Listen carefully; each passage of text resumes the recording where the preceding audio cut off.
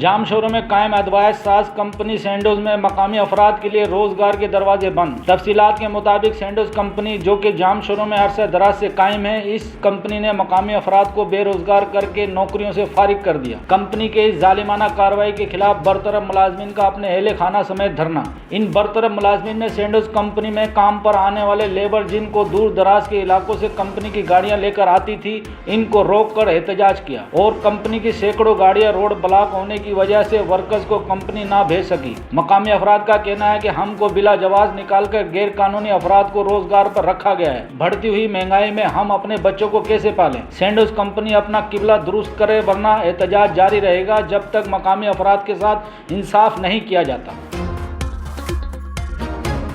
मजीद खबरों और अपडेट के लिए विजिट करें हमारा YouTube चैनल HRZU न्यूज़।